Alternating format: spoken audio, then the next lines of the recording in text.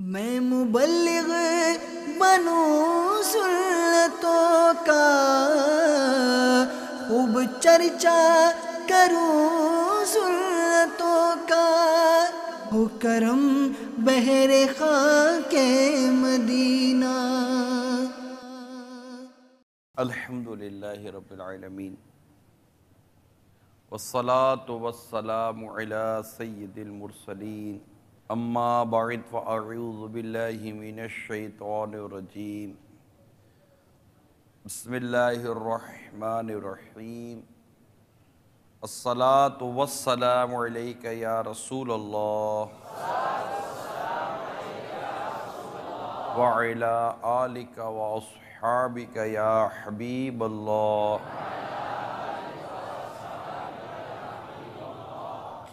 الصلاة والسلام علیک یا نبی اللہ وعلی آلک واصحابک یا نور اللہ۔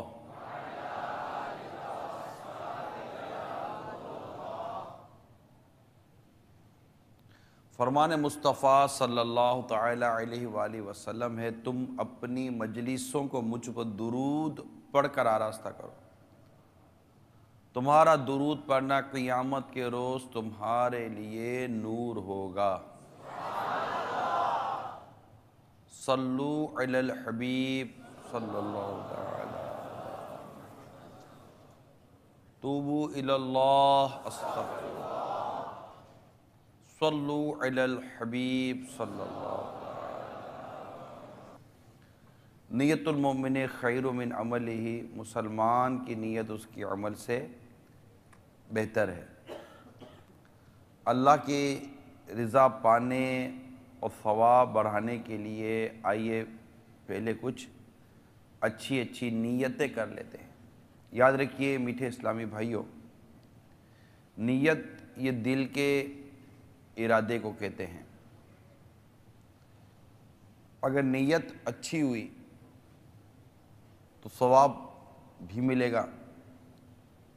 تو اچھی نیتیں کر لینے میں فائدہ ہے، کوئی نقصان نہیں ہے۔ سب سے پہلے جو نیت ہوتی ہے وہ ہوتی ہے اللہ کی رضا،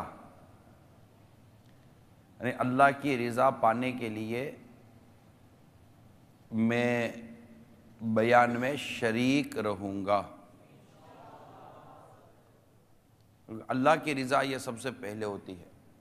اگر ثواب چاہیے تو ہمیں اللہ تعالیٰ کی رضا کی نیت کرنی چاہیے، یعنی کہ میں اس فعل کے ذریعے، اس کام کے ذریعے جو میں آیا ہوں، یہاں بیٹھا ہوں، میں سن رہا ہوں یا میں بول رہا ہوں، میں ان کام کے ذریعے کیا چاہتا ہوں؟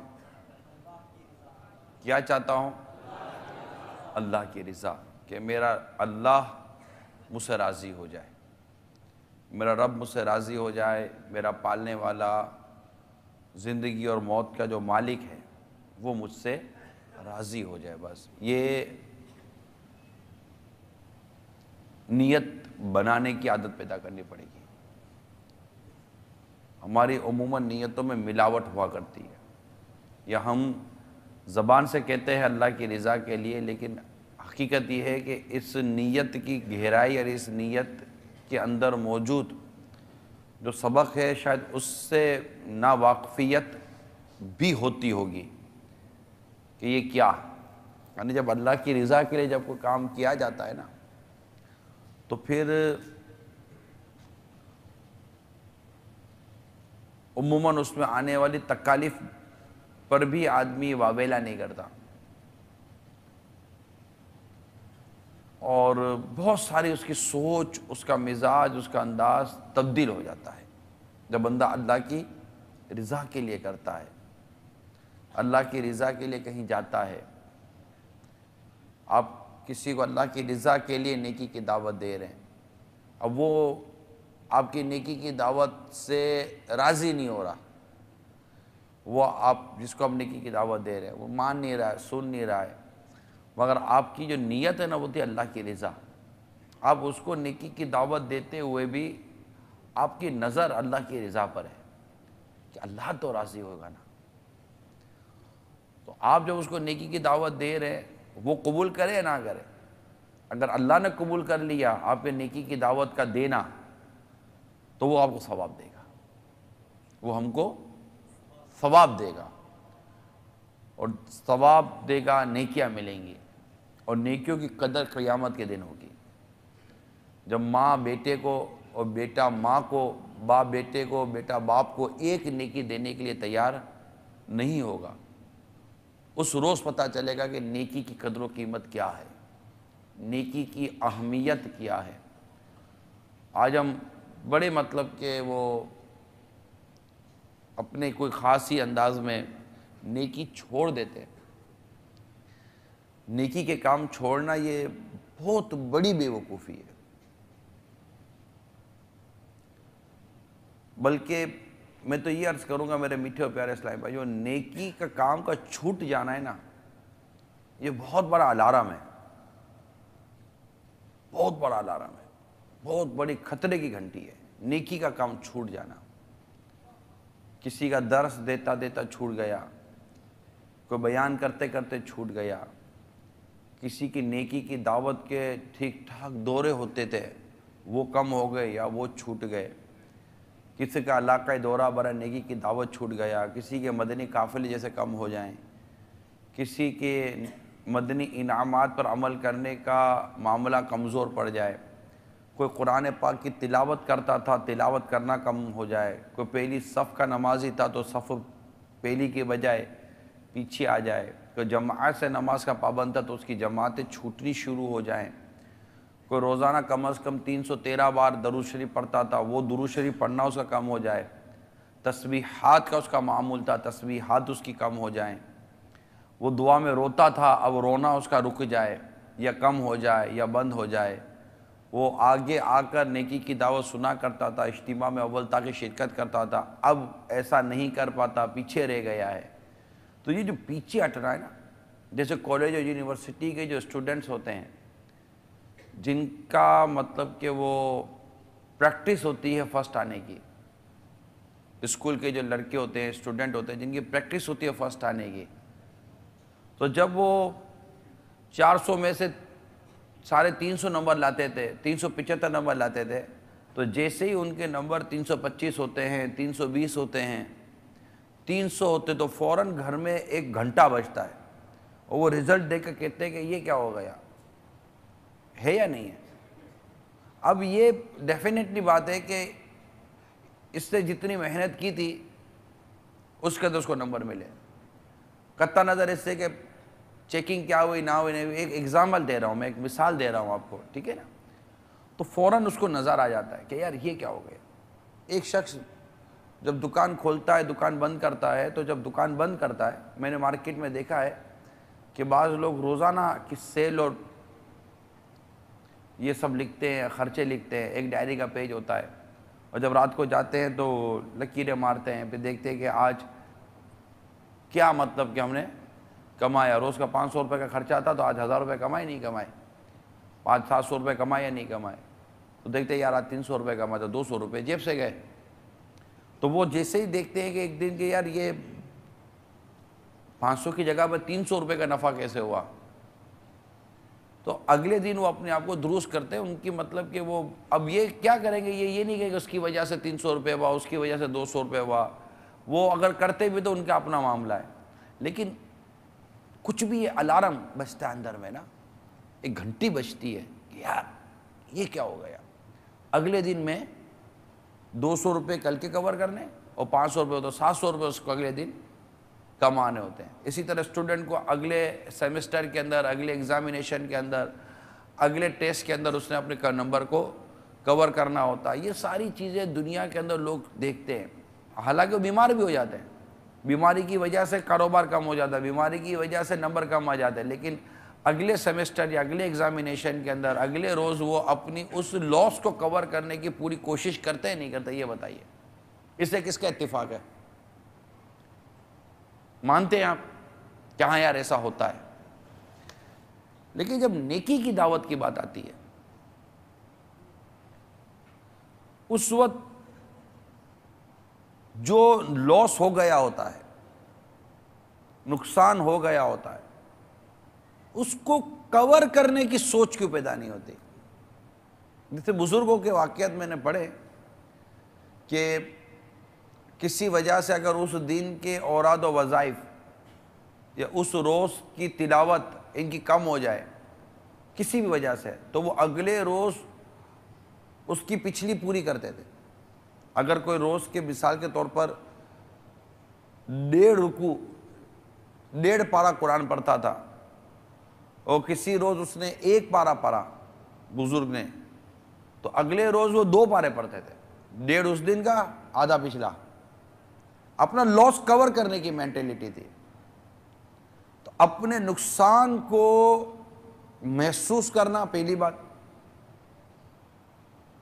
کہ وہ رحمت الہی جو نماز با جماعت پڑھنے والے کی پہلی صف کے نمازی پر اترتی ہے، وہ رحمت الہی دوسری صف والے کے لیے تو نہیں ہے نا۔ امام کے پیچھے مؤذن کے بعد وہ رحمت الہی چلتی ہے، مطلب وہ جو رحمت ہوتی ہے، ایک ثواب اور ایک رحمت کا جو تسلسل ہے جو کتاب بیان کیا گیا، وہ سیدھی جانب جو مؤذن کے کھڑے ہوتے ہیں وہ، پھر جو الٹی جانب کھڑے ہوتے ہیں وہ، اس کے بعد پیچھے، تو یہ بتدریج اس طرح۔ مگر جو مقام و مرتبہ پہلی صف والوں کا، وہ مقام و مرتبہ دوسری صف والوں کا تو نہیں ہے۔ جو مقام و مرتبہ زیادہ تلاوت کرنے والوں کا ہے، جو مقام و مرتبہ زیادہ درود شریف پڑھنے والوں کا ہے، جو نمبر جتنی زیادہ نیکی کرنے والے کے ہیں، جو نمبر تہجد گزار کے ہیں، سب کے لیے اخلاص شرط ہے، اخلاص بنیاد ہے۔ کس کے لیے کریں گے؟ کس کے لیے کریں گے؟ پھر کہیں کس کے لیے عمل کریں گے؟ اللہ کی رضا کے لیے۔ مولا تو راضی ہو جا بس، کیونکہ وہ دیکھ رہا ہے نا۔ ہم دنیا کو دھوکہ دے سکتے ہیں مگر رب کو دھوکہ، جو سنتا ہے، دیکھتا ہے، جانتا ہے، سمعی ہے، بصیر ہے، اس سے نہ کوئی جھوٹ بول سکتا ہے، اس سے نہ کوئی دھوکہ دے سکتا ہے، کچھ بھی نہیں کر سکتا، کیونکہ وہ سمیع ہے، وہ بصیر ہے، وہ علیم ہے، وہ خبیر ہے۔ اس کو کوئی دھوکہ نہیں دے سکتا، اس سے کوئی جھوٹ نہیں بول سکتا۔ پھر ثواب دینے والا بھی وہی ہے، پکڑ کرنے والا بھی وہی ہے، معاف کرنے والا بھی وہی ہے، عذاب دینے والا بھی وہی ہے، رحمت فرمانے والا بھی وہی ہے، غضب فرمانے والا بھی وہی ہے، رحمان بھی وہی ہے، قہار بھی وہی ہے، رحیم بھی وہی ہے تو جبار بھی وہی ہے، کریم بھی وہی ہے تو حلیم بھی وہی ہے۔ وہ ہمارا رب ہے، ہمارا پروردگار ہے، اسی نے ہم کو پیدا کیا ہے۔ اور نیکی کی توفیق یہ ہے ہی رب کے دستے قدرت میں۔ جب تک اللہ تبارک و تعالیٰ کسی کو نیکی کی توفیق نہ دے، کوئی نیکی کر ہی نہیں سکتا، تو آخر کسی کی وجہ سے نیکی چھوٹ کیسے سکتی ہے؟ بات سمجھ رہے؟ جب نیکی کی توفیق دینی رب نے، اور نیکی کی توفیق لینی بھی رب نے، اس کی کوئی رحمت کی نظر ہمیں نیکی کی توفیق دے سکتی ہے، اور ہماری کوئی ادنا سی خطا ہم سے نیکی کی توفیق چھین سکتی ہے۔ کہ نیکی کرنا یہ بھی ایک نعمت ہے۔ کیا ہے نیکی کرنا؟ یہ کیا ہے؟ ایک بہت بڑی نعمت ہے، کیونکہ جب ہم نیکی کرتے ہیں تو ہمیں ثواب ملتا ہے، اور ثواب ایک ایسا خزانہ ہے جو رب کے دستے قدرت میں ہے، وہ جس سے چاہے دے دے۔ دنیا کا کوئی شخص بھی آپ کو ثواب نہیں دے سکتا، ثواب صرف رب کی بارگاہ سے ملتا ہے، ثواب صرف رب کی بارگاہ سے ملتا ہے۔ چاہے اس کے بندوں کو خوش کر کے ملے، چاہے وہ ماں باپ کو خوش کر کے ملے، خواہ وہ نماز پڑھ کے ملے، خواہ وہ درود شریف پڑھ کے ملے، کوئی بھی اس کی رضا کا ایسا کام ہو جائے، اس کی رضا کا کام کرتے وہ ہم کو ثواب دے دیتا ہے۔ اور وہ ثواب جو جمع ہوتے ہیں تو ثواب اس کی رحمت کو پانے کا ذریعہ بنتے ہیں، اور جب اس کی رحمت ملتی ہے تو اس کی رحمت کے صدقے میں جنت ملتی ہے۔ اور ہمیں جانا کہاں ہے؟ ہمیں جانا کہاں ہے؟ جنت میں. اور جنت میں جانے کے لیے ہمیں عمل کس کے لیے کرنے ہیں؟ اللہ کی، بس اللہ کی رضا کے لیے عمل کرنے. یہ یاد رکھیے، میرا ہر عمل بس تیرے واسطے ہو، کر اخلاص ایسا عطا یا الہی. یہ منزل ہے، اللہ کی رضا کے لیے عمل کرنے کی ایک منزل ہے. ہم اس منزل پہ چڑھنے کی اور اس منزل تک پہنچنے کی کوشش کر رہے ہیں. اس کی خوش فہمی نہیں ہونی چاہیے. ہمارے بہت سارے کام ایسے ہوتے ہیں جس کا اگر پوسٹ مارٹم کیا جائے اور خود ہم ہی سے پوچھا جائے تو آخر نتیجہ ہم ہی نکالیں گے، اور وہ نتیجہ نکلے گا کہ یار واقعی ایسا لگتا ہے کہ میں نے اللہ کی رضا کے لیے یہ عمل کیا نہیں تھا. اگر میں نے اللہ کی رضا کے لیے یہ عمل کیا ہوتا تو میری سوچ یہ نہ بنتی، میں یوں گھوم نہ جاتا، میں یوں محسوس نہ کرتا، مجھے یوں برا نہ لگتا، مجھے یوں خراب نہ لگتا، میں یوں آگے پیچھے نہ ہوتا. کیونکہ میں نے کسی فرد کے لیے، کسی شخص کے لیے عمل نہیں کیا تھا، میں نے عمل تو رب کے لیے کیا تھا. اور یہ بات خدا کی قسم درست ہے، اللہ تعالیٰ کسی نیکوکاروں کا اجر ضائع نہیں فرماتا. اگر ہم کوئی بھی نیکی کیے نا، اس کا اجر ضائع نہیں ہوگا. یہاں تک کہ کافر بھی جب کوئی اچھا عمل کرتا ہے نا تو اس کو بھی اس کا بدلہ دیا جاتا ہے، اور اس کا بدلہ دنیا میں دے دیا جاتا ہے. مگر مومن کی یہ خصوصیت ہے کہ مومن کو اس کی نیکی کا بدلہ دنیا میں بھی ملتا ہے اور اس کی نیکی کا بدلہ آخرت میں بھی ملتا ہے. کافر کے لیے آخرت میں کچھ نہیں ہے، غیر مسلم کے لیے آخرت میں کچھ بھی نہیں ہے. اس کو بعض اوقات اس کی نیکی کا بدلہ اچھے کام ان سے بھی ہوتے ہیں، ان کو اچھے کاموں کا بدلہ دنیا میں دے دیا جاتا ہے، مگر آخرت میں ان کا کوئی حصہ نہیں ہوتا. اور مومن کا یہ ہے کہ مومن کو دنیا میں بھی نیکی کا بدلہ ملتا ہے، نیکی کا اجر ملتا ہے، نیکی کی برکت اور نیکی کا سب پھل نصیب ہوتا ہے. آپ جماعت سے نماز پڑھیں، آپ کو اس کی برکت دنیا میں نہ ملے تو کہیے گا. آپ لوگوں کے ساتھ، رشتہ داروں کے ساتھ صلہ رحمی کریں، اچھا سلوک کریں، باقاعدہ حدیثوں میں موجود ہے. اس کی عمر میں برکت ملتی ہے، یہ دنیا کا معاملہ ہے. اس کے رزق پہ برکت ملتی ہے، دنیا کا معاملہ ہے. اور دنیا اور آخرت کا دونوں معاملہ ملتا ہے کہ اللہ تعالیٰ اس سے بری موت کو دور فرما دیتا ہے، اس کا رزق کشادہ ہوتا ہے. تو مومن جب کو دنیا میں بھی اللہ تعالیٰ نیکیوں پر اجر عطا فرماتا ہے، نیکیوں کا پھل عطا فرماتا ہے، اور آخرت میں بھی اس کے لیے پھل ہے، اس کے لیے اجر ہے، اس کے لیے ثواب ہے، اور اللہ اپنی رحمت سے اس کو جنت عطا فرماتا ہے. تو عمل کس کے لیے کرنا ہے؟ یہ سب سے بنیادی چیز ہے. ہم اس بات کی نیت تو کرتے ہیں کہ میں اللہ کی رضا کے لیے کروں گا. جب اللہ کی رضا کے لیے کروں گا تو اب اللہ کی رضا کے لیے کروں گا، اب میں لوگوں کے لیے نہیں کرتا. اگر لوگ میرے اس عمل کو برا، مطلب میری مذمت کرتے ہیں، تو میں نے لوگوں کی تعریف سننے کے لیے عمل کیا ہی نہیں تھا کہ میں لوگوں کی مذمت کی وجہ سے عمل چھوڑ دوں. کیونکہ لوگوں کی تعریف سننے کے لیے عمل کریں گے تو اب لوگ تعریف نہیں کریں گے تو یار لوگ کوئی تعریف تو کرتا نہیں، کیا فائدہ. جب لوگوں کی تعریف سننے کے لیے عمل نہیں کیا، کسی کی شاباشی لینے کے لیے عمل نہیں کیا، کسی کی حوصلہ افزائی سننے کے لیے عمل نہیں کیا، اور عمل کیا کس کے لیے؟ کس کے لیے عمل کیا؟ اللہ کی رضا کے لیے. بتا اللہ دیکھ رہا ہے، اللہ دیکھ رہا ہے، اللہ سن رہا ہے، اللہ جانتا ہے، اللہ اجر دینے والا ہے، اللہ ثواب دینے والا ہے، وہی جنت دینے والا ہے. اسی کی مدد سے پریشانیاں دور ہوتی ہیں. تو جب سب کچھ اسی کے دستے قدرت میں ہے تو پھر کسی اور کے لیے کیوں کریں؟ ہے یا نہیں ہے؟ کسی اور کے لیے کیوں کریں؟ پھر دین متین جس کو اس نے پسند کیا، ان الدین عند اللہ الاسلام، بے شک دین اسلام ہے. اللہ کے نزدیک دین اسلام ہے. اللہ تعالیٰ نے دین اسلام کو پسند کیا، اور پھر ہمیں پیارے آقا صلی اللہ تعالیٰ علیہ وسلم کی امت نے پیدا کیا.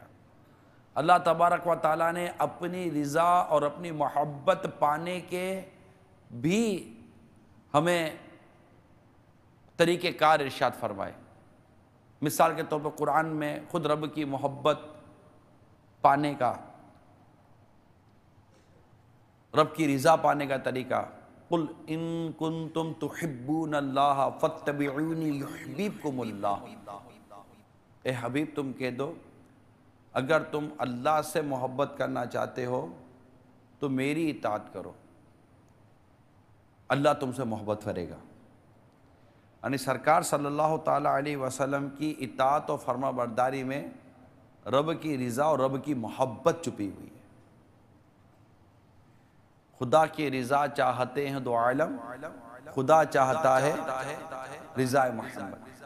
حدیث پاک میں آتا ہے جس کا باپ راضی اس سے رب راضی، اور جس سے باپ ناراض اس سے رب ناراض۔ اللہ نے اپنی رضا اور اپنی ناراضی باپ کی رضا اور باپ کی ناراضی میں رکھی، اللہ نے اپنی خوشنودی اور اپنی ناراضی ماں کی خوشنودی اور ناراضی میں رکھی ہیں، جس سے اس کے پڑوسی خوش ہوتے ہیں، پڑوسی جسے نیک سمجھتے ہیں۔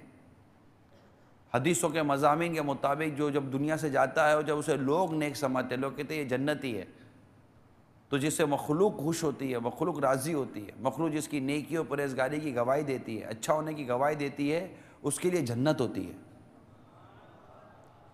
کیونکہ یہ امت یہ دنیا پر یہ گواہ ہے، یہ زمین پر گواہ ہے، اس کی بات کی ایک اپنی اہمیت ہے۔ تو عرض کرنے کا مقصد یہ ہے کہ اللہ تبارک و تعالیٰ کی رضا، قرآن پاک کی تلاوت میں اللہ کی رضا ہے، اولاد کی درست تربیت میں اللہ کی رضا ہے، بیوی کے ساتھ اچھا سلوک کرنے میں اللہ کی رضا ہے، اسی طرح بے شمار نیکی کے کام ہیں، کچھ شمار ہی نہیں، قدم قدم پر اللہ نے اپنی رضا والے کام، قدم قدم پر اپنی رضا والے کام رکھے۔ یعنی ہم بیٹھے بیٹھے نیت اچھی کرتے ہیں، اللہ تعالیٰ اس پر بھی ثواب دے دیتا ہے، کوئی محنت نہیں، کوئی ٹائم نہیں گیا ہمارا، صرف بیٹھے بیٹھے نیت اچھی کر لی ہم نے، اللہ تعالیٰ اس پہ بھی ثواب دے دیتا ہے۔ گناہ کا تو آدمی ارادہ کرتا ہے لیکن اس کا گناہ لکھا نہیں جاتا، رکا رہتا ہے جب تک گناہ کر نہ لے یا اپنے عزم کو پورا نہ کر لے۔ لیکن نیکی کی تو نیت کرتا ہے، اللہ تعالیٰ اس کو نیکی کا اجر عطا کر دیتا ہے۔ نیکی کی نیت کرنا بھی تو نیکی ہے نا۔ تو سب سے بنیادی نیت کیا ہے؟ کہیں کیا ہے؟ کہیں کیا ہے؟ اللہ کی رضا، کہ مجھے اللہ تعالیٰ کی رضا چاہیے۔ جب بندہ اللہ تعالیٰ کی رضا کے لیے کوئی عمل کرتا ہے نا، اب حسن اخلاقی کو لے لیجیے۔ اگر ہم نے حسن اخلاق اس لیے اختیار کی ہے کہ ہم اس کے ذریعے اللہ کی رضا پانا چاہتے ہیں، حسن اخلاق بہت بڑا موضوع ہے۔ عموماً ہمارے یہاں اچھے انداز سے ملنا، غم خواری کرنا، ملنسار مسکرا کر ملنا، خندہ پیشانی سے ملنا، کسی کے ساتھ غم خواری کرنا، ان تمام یہ چیزیں بھی حسن اخلاق میں شامل ہیں۔ جب یہ سارے کام ہم رب کی رضا کے لیے کرتے ہیں اور کسی سے ملنے کے لیے جا رہے ہیں، کوئی مقصد نہیں ہے، کوئی مقصد نہیں ہے، صرف ایک ہی مقصد ہے، وہ اللہ کی رضا۔ اس کا اجر و ثواب بھی کچھ اور ہے۔ یعنی ایک شخص کسی سے ملنے جا رہا تھا تو اللہ تعالیٰ نے اس شخص کی طرف فرشتہ بھیجا، وہ انسان کی صورت میں اس شخص سے ملتا ہے اور اس شخص سے پوچھتا ہے کہاں جا رہے ہو؟ کہاں فلاں سے ملنے جا رہا ہوں۔ کوئی کام نہیں، کوئی رشتہ داری نہیں، اور کوئی مقصد نہیں۔ کیوں جا رہے ہو؟ اس سے ملنے کے لیے۔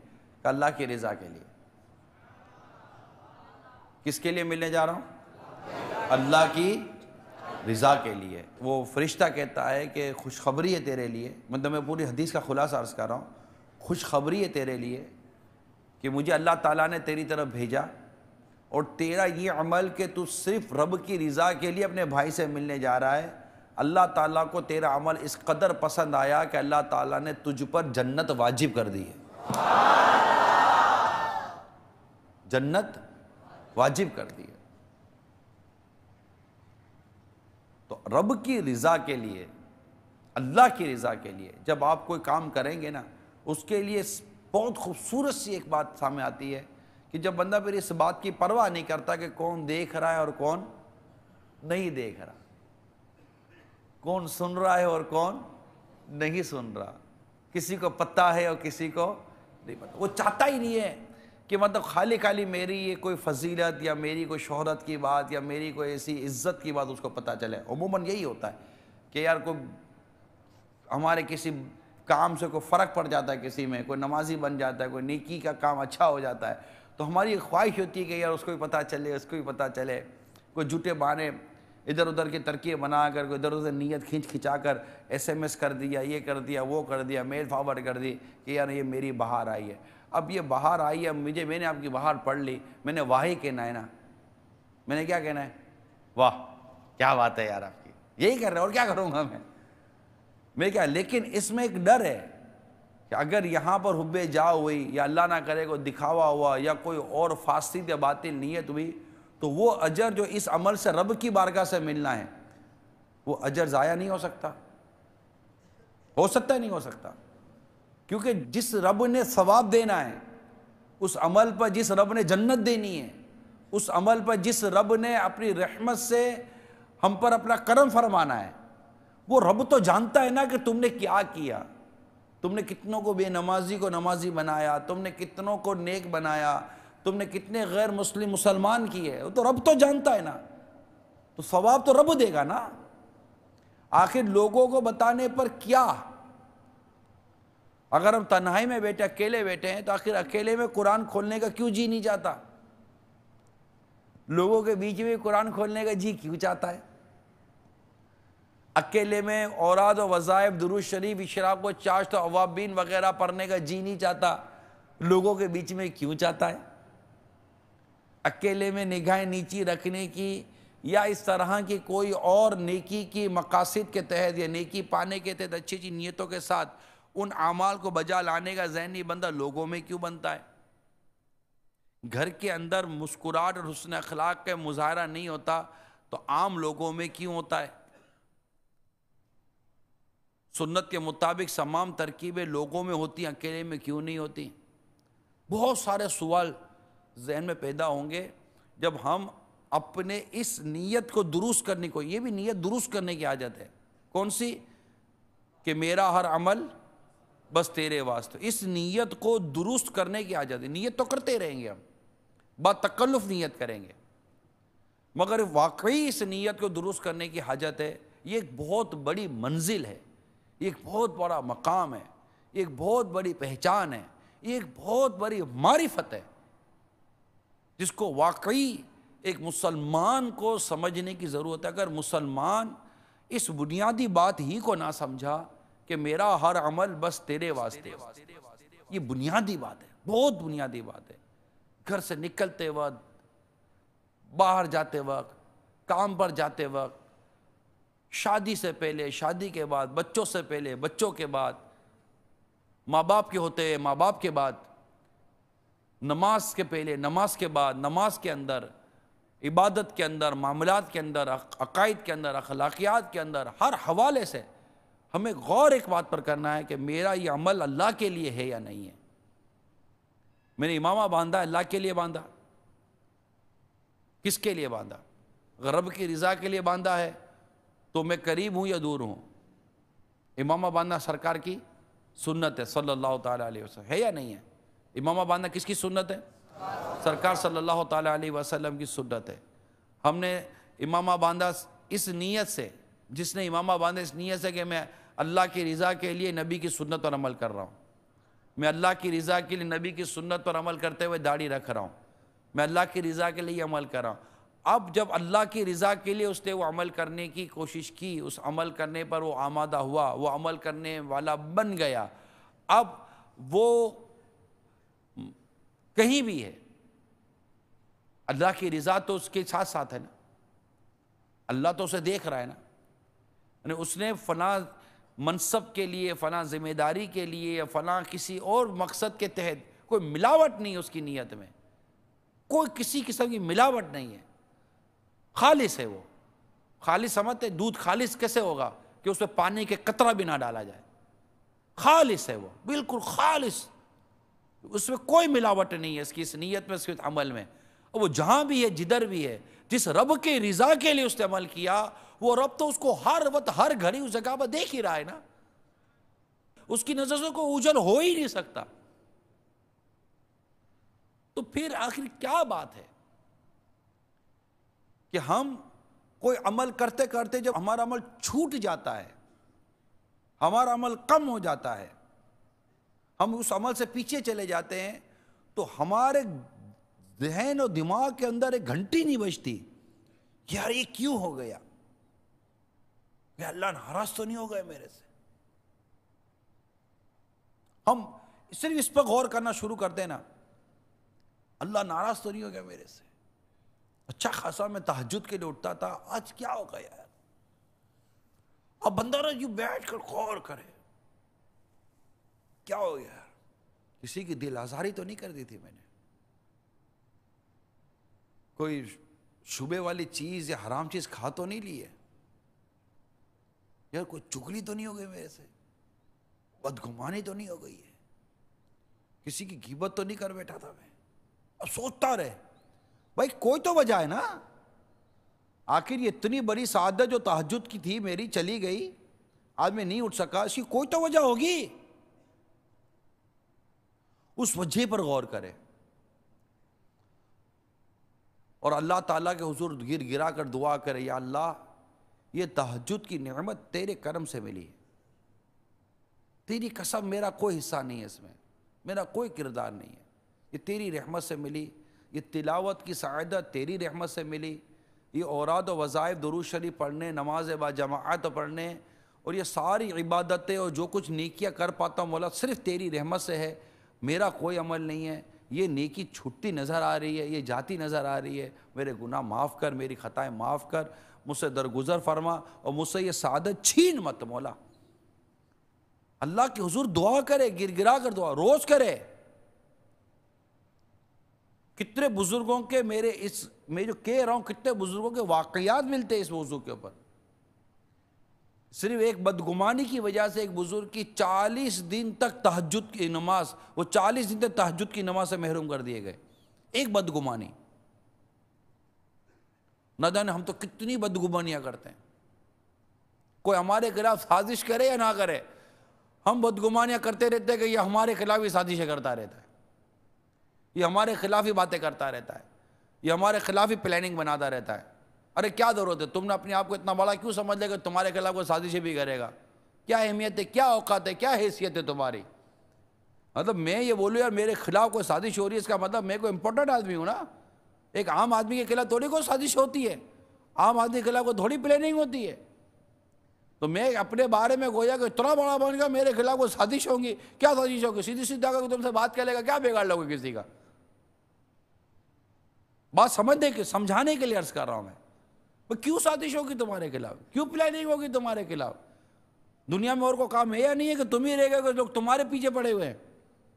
صرف تمہارے کو نظر بد لگے گی، صرف تمہارے خلاف ہی جادو ہوگا، صرف تمہارے خلاف ہی مطلب کہ ساری کاروائیاں ہوں گی، اور کچھ بھی نہیں ہے.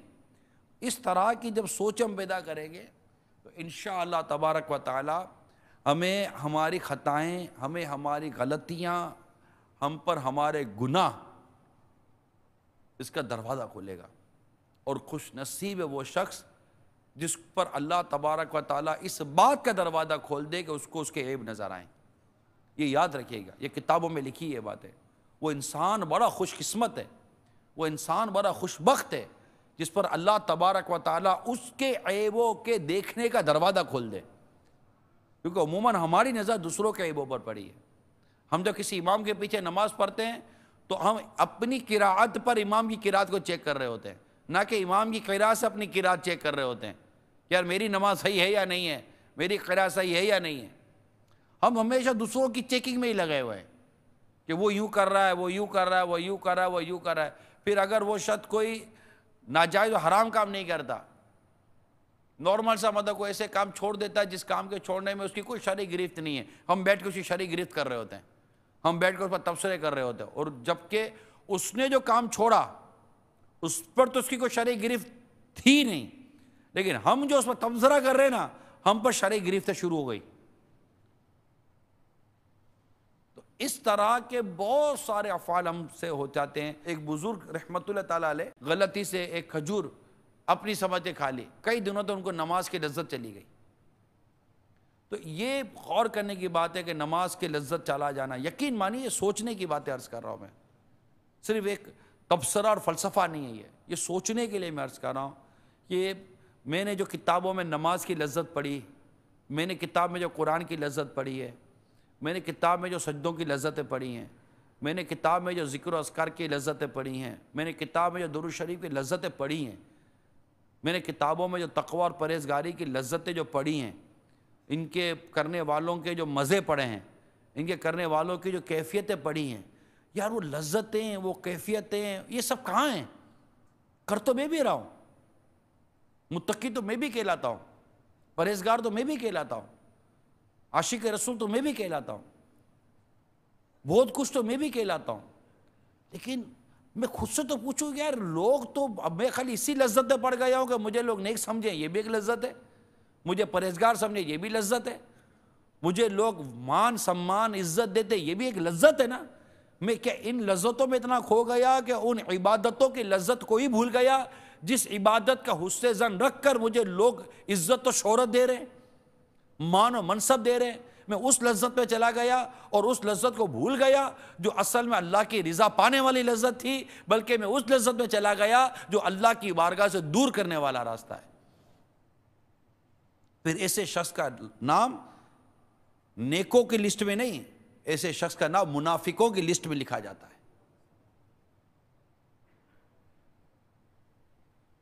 تو بات ہماری چلی تھی کہاں سے؟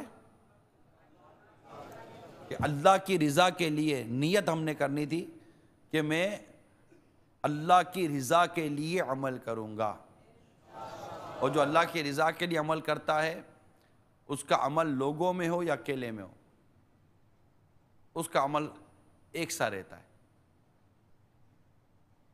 وہ لوگوں میں بھی، وہ اکیلے میں بھی عمل اس سے زیادہ نہیں کرتا کہ مجھے لوگوں میں چونکہ کرنا ہے اس لیے میں اکیلے میں بھی تو کروں۔ تو یہاں بھی لوگ ہی آ گئے، اللہ کی رضا یہاں سے بھی نکلتی نظر آ رہی ہے۔ وہ کچھ بھی نہ سوچے سوائے اس کے کہ مجھے اللہ دیکھ رہا ہے، میں نے کام صرف رب کے لیے کرنا ہے، میں نے عمل صرف رب کے لیے کرنا ہے، کوئی آئے یا نہ آئے میں نے درس کس کی رضا کے لیے دینا ہے، کوئی سفر کرے یا نہ کرے میں نے مدنی قافلوں میں سفر کس کے لیے کرنا ہے، اللہ کی رضا۔ دعوت اسلامی کا تنظیمی کام یہ اللہ کی رضا پانے کا ذریعہ ہے، تنظیم کچھ اور نہیں ہے۔ تنظیمی سوچ کہتے ہیں، تنظیمی سوچ، تنظیمی کام، تنظیمی میٹر، یہ کچھ اور نہیں ہے۔ اگر اللہ کی رضا نہیں ہے تو کوئی تنظیم نہیں ہے۔ تنظیم ہے ہی تب جب اللہ کی رضا ہے۔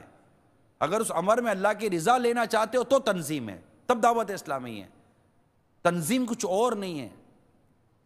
تنظیم کا آ جانا، تنظیمی سوچ بن جانا، تنظیمی ذہن ہو جانا، تنظیم کے لیے کرنا، تو تنظیم کے لیے کرنا کیا ہے؟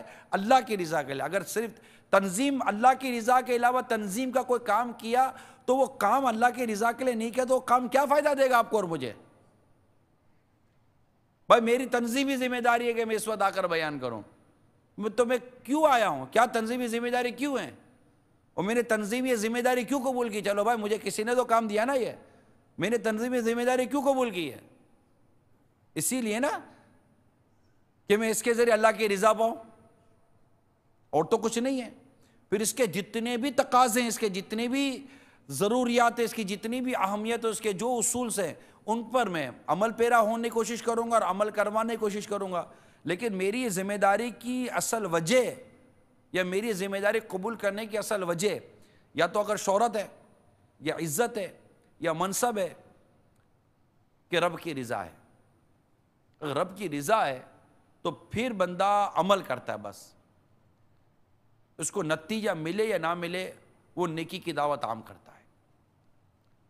اس کی کو سنے یا نہ سنے وہ سنانے کی کوشش کرتا ہے، کیونکہ اس کو رب کی رضا پانی ہے، اس کو رب کی رضا پانی ہے۔ یہ یاد رکھیے گا۔ ایک بزرگ کے بارے میں سنتے ہیں کہ انہوں نے بیان کیا، بہت سارے لوگ تھے ان کے بیان میں، بیان کیا اور بیان ختم ہو گیا، لوگ بھی چلے گئے، حضرت بھی جانے لگے۔ ایک شخص دوڑا ہوا آیا، حضرت بڑی دور سے آیا تھا بیان سننے کے لیے، بیان تو ختم ہو گیا۔ حضرت نے فرمایا بیٹا پھر بیٹھو، میں دوبارہ بیان کر دیتا ہوں۔ تو اس نے کہا حضرت آپ اتنوں کو بیان کر رہے تھے، اب مجھ اکیلے کو بیان کریں گے؟ ارشاد فرمایا بیٹا جس کو راضی کرنا ہے وہ بھی تو ایک ہی ہے، وہ بھی تو ایک ہے، اسی رب کو راضی کرنا۔ اور میں اس رب کو راضی کرنے کے لیے ابھی نا آواز ہم دیکھتے ہیں، جب ایک ہوتا ہے تو آواز بیٹھ جاتی ہے، جب زیادہ ہوتا ہے تو آواز کھل جاتی ہے، کوئی دیکھ رہا ہوتا ہے تو تبدیل ہو جاتی ہے، کوئی نہیں دیکھ رہا ہوتا تو تبدیل ہو جاتی ہے۔ ہمارے آنسو لوگوں کی واہ واہ کے لیے ہو گئے، ہماری آہو زاریاں، ہمارے اتار چڑھاؤ، لفظوں کا اتار چڑھاؤ، ہماری آواز کا اتار چڑھاؤ، ہمارے مزاج کی تبدیلیاں، یہ سب لوگوں کی تعریفوں کی نظر ہو گئی ہیں۔ ہم رب کے لیے کب جئیں گے؟ ہماری زندگی کے 30 40 50 سال لوگوں کے لیے نکل گئے، ہم اللہ کے لیے کب جئیں گے؟ ہم اللہ کے لیے کب اٹھیں گے؟ ہم اللہ کے لیے کب چلیں گے؟ ہم اللہ کی رضا کے لیے کب کھائیں گے؟ ہم اللہ کی رضا کے لیے کب بولیں گے؟ ہم اللہ کی رضا کے لیے کب کریں گے؟ ہم رب کو راضی کرنے کے لیے کب کریں گے؟ ہماری کب یہ سوچ کامل سوچ بنے گی کہ بس اس عمل سے میں اپنے رب کو راضی کرنا چاہتا ہوں؟ یا اللہ تو دیکھ رہا ہے نا، یا اللہ تو دیکھ رہا ہے نا، کوئی دیکھے یا نہ دیکھے، اور کوئی دیکھے یا نہ دیکھے یہ سوچ بھی ہماری پتہ نہیں کیوں بنتی ہے، اللہ تو دیکھ رہا ہے، وہی ہے۔ عزت و ذلت اس کے دستے قدرت میں ہے۔ ایک شخص لاکھ پردوں میں چھپ کر نیکی کرتا ہے، اللہ تعالیٰ لوگوں میں اس کی نیکی کو مشہور کر دیتا ہے۔ ایک شخص لاکھ پردوں میں چھپ کر گناہ کرتا ہے، اللہ تعالیٰ لوگوں میں اس کے گناہ کو مشہور کر دیتا ہے۔ وہ تو دیکھ رہا ہے نا،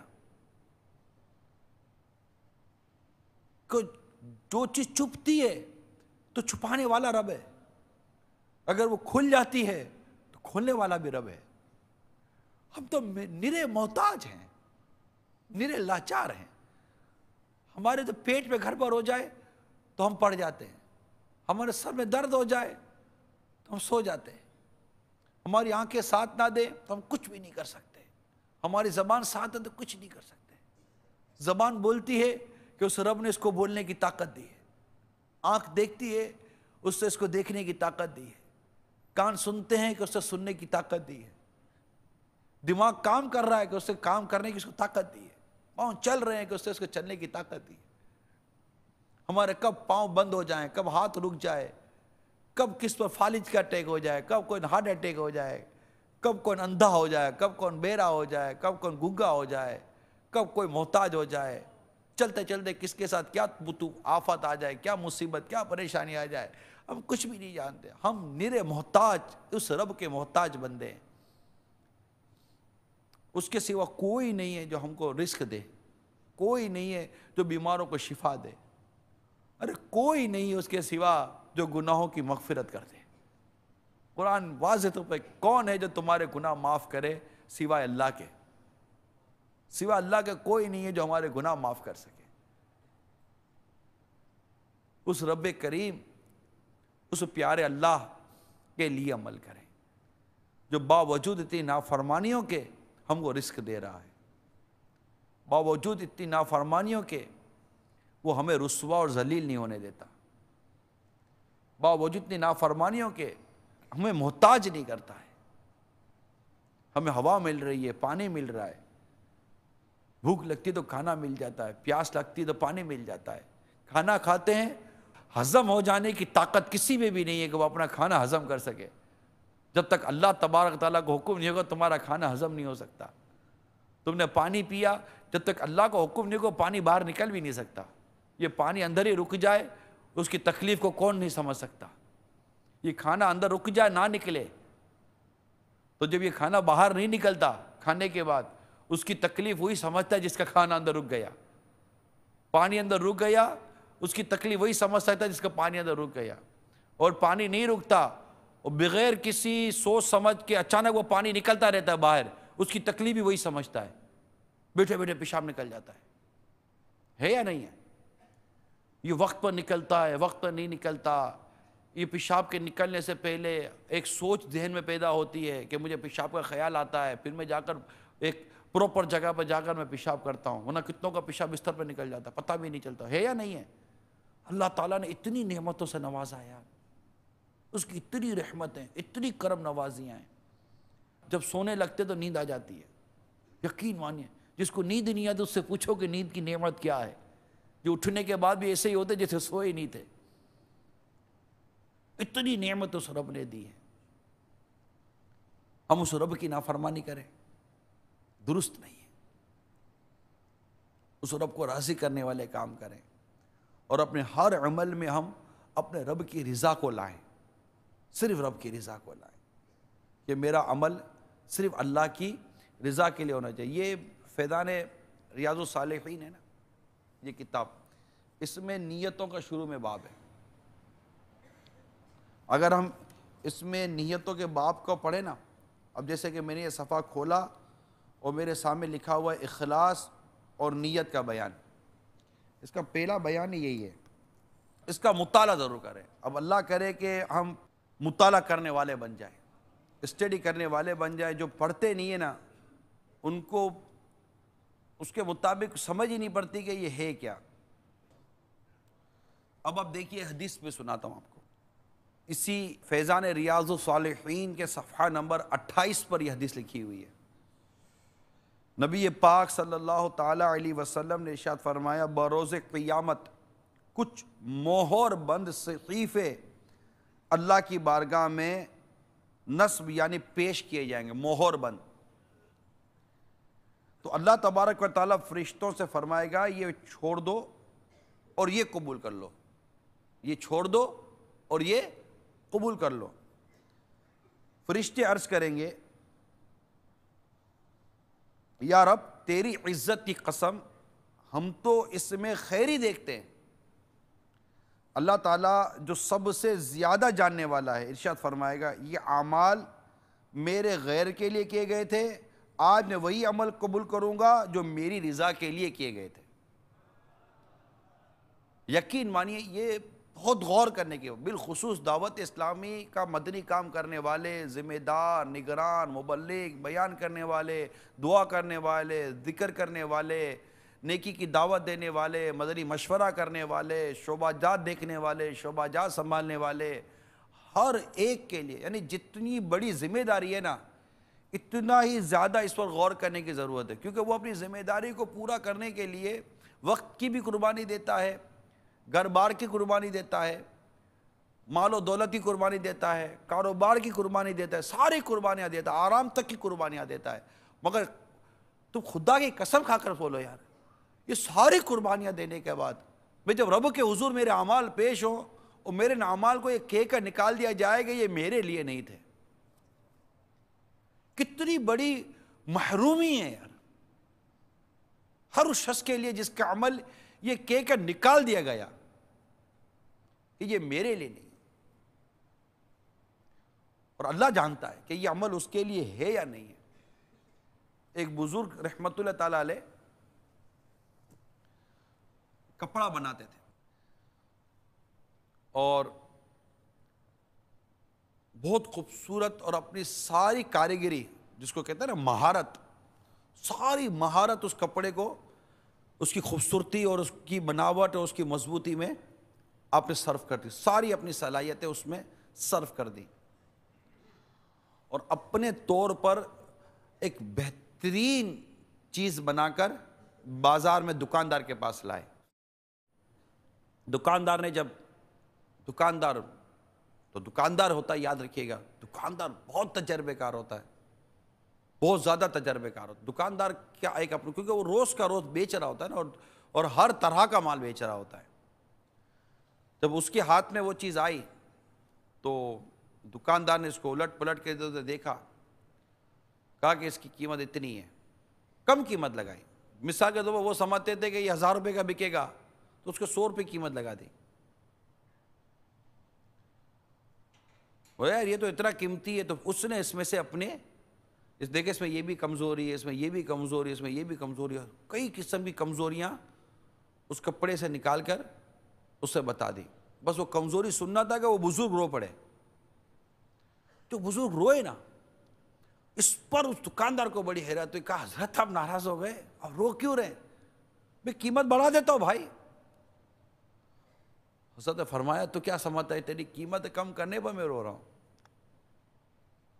پھر آپ کیوں رو رہے ہیں؟ فرمایا میں اس بات پر رو رہا ہوں کہ میں نے اس کام کو کرنے میں اپنی ساری طاقت، ساری صلاحیت صرف کر دی، مگر جب یہ چیز کسی باریک بین کے ہاتھ میں آئی تو اس میں اس نے کئی کمزوریاں نکالی۔ میں اس بات پر سوچ رہا ہوں کہ میں نے اللہ کی عبادت کرنے میں تو اپنی ساری صلاحیتیں تو صرف کر دی، کل بروز قیامت جب اللہ کے حضور میرے اعمال پیش کیے جائیں گے تو نہ جانے میری عبادت کا کیا بنے گا، کتنی کمزوریاں میری عبادت سے نکال کے، کہیں میری عبادت کو نکال کے باہر نہ پھینک دیا جائے۔ بس اس بات کا تصور اڑا رہا ہے۔ اے وقت کی قربانی دینے والوں، نیند کی قربانی دینے والوں، مال کی قربانی دینے والوں، اگر اللہ تعالیٰ نے عمل قبول نہیں کیا، اس رب کی قسم کوئی بھلائی نہیں ہے، بھلائی ہے ہی اسی میں کہ رب قبول کرے، بھلائی ہے ہی اسی میں کہ رب راضی ہو جائے، صرف رب راضی ہو جائے۔ جو رب کی رضا کے لیے کام کرتا ہے، اس کی اڑان، اس کے کام کرنے کا انداز ہی کچھ اور ہوتا ہے۔ وہ نتیجے پر غور نہیں کرتا، نتیجہ ملتا ہے تو خوش ہو جاتا ہے، مگر نتیجے پر اس کے کام کا بڑھنا یا گھٹنا نہیں ہوتا۔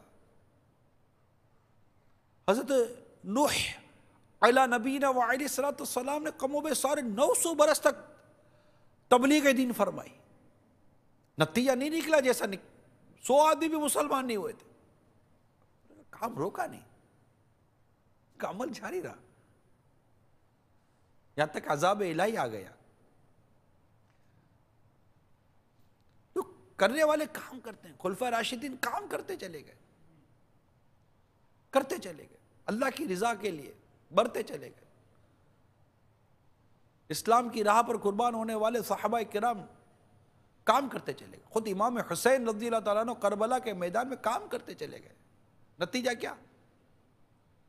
رب کی رضا لینی تھی۔ اگر میری جان جانے سے رب راضی ہو جاتا ہے تو کل نہیں ابھی چلی جائے، تو رب کی رضا ملے تو میں جنت میں جاؤں گا، رب کی رضا نہ ملی تو میں جنت میں نہیں جا سکتا۔ جنت میں جانے کی سب سے بنیادی چابی رب کی رضا ہے۔ اگر رب کی رضا بندہ لے کر قیامت کے دن حاضر نہ ہو سکا، وہ جنت میں کیسے جائے گا؟ یہ جنت تو اللہ نے ان کے لیے تیار کی ہے جس سے رب راضی ہے، جس سے رب راضی نہیں اس کے لیے جنت نہیں ہے، اس کے لیے جہنم کی سزا ہے۔ اور اگر ایمان پر نہیں مرا، کفر پر مر گیا تو جنت ہے ہی نہیں۔ جنت تو ہے ہی مسلمان کے لیے جو ایمان سلامت لے کر گیا، اور اگر اس کو گناہوں کی وجہ سے جہنم کی آگ میں ڈالا گیا تو بھی مر گیا نا۔ ہم میں سے کوئی بھی جہنم کا ادنا عذاب بھی برداشت نہیں کر سکتا، نہیں کر سکتا۔ تو اللہ کو راضی کرنے کے لیے جہنم سے ڈرنا ہے کہ اللہ ناراض ہوا تو جہنم میں ڈالے گا نا، جس سے اللہ راضی ہو اس کو تھوڑی جہنم میں ڈالے گا۔ تم کو اللہ کو راضی کرنا ہے کہ ہم جہنم کی آگ میں نہ ڈالے جائیں، ہمیں قبر میں عذاب نہ دیا جائے، نزا کی سختیاں ہم پر آسان کر دی جائیں، اللہ تعالیٰ ہمارا ایمان سلامت رکھے۔ اللہ کو راضی کرنا ہے نا، جس سے اللہ راضی ہوگا اس کو نزا کی سختیاں آسان کرے گا، اللہ جس سے راضی ہوگا اس کا ایمان سلامت رہے گا، اللہ جس سے راضی ہوگا اس کو قبر میں عذاب سے بچا لیا جائے گا، اللہ جس سے راضی ہوگا قیامت کے روز اس کے حساب میں نرمی کر دی جائے گی، اللہ جس سے راضی ہوگا اس کو بلا حساب اللہ تعالیٰ جنت میں داخلہ عطا فرما دے گا۔ سارا معاملہ ہے کس کے اوپر؟ اللہ کو راضی کرنے پر، اللہ کی رضا پر ہے، اس کو راضی کرنے کے پر ہے کہ میں اللہ کو راضی کروں، اس رب کو راضی کروں۔ ہم سوئے ہوئے ہیں، ہمیں کوئی نہیں دیکھ رہا، نماز کا وقت ہوا، کس کے لیے اٹھنا ہے؟ اللہ کے لیے۔ کوئی نہیں دیکھ رہا، کمرے میں اب اکیلے ہیں، گھر میں بھی کوئی نہیں ہے، نماز کا وقت ہوا، کس کے لیے نماز پڑھنی ہے؟ اللہ کی رضا کے لیے،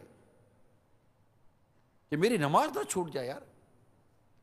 ضرور ہے کوئی دیکھے گا تبھی نماز پڑھوں گا، تو کھلا ریاکار ہے کہ جب لوگ دیکھے تب نماز پڑھے، اور جب لوگ نہ دیکھے تو نماز ہی نہیں پڑھتا۔ کھلا ریاکار ہے، لوگوں کو دکھانے کے لیے عبادت کرتا ہے، اور ریاکار کے لیے ثواب نہیں ہے، ریاکار کے لیے عذاب ہے۔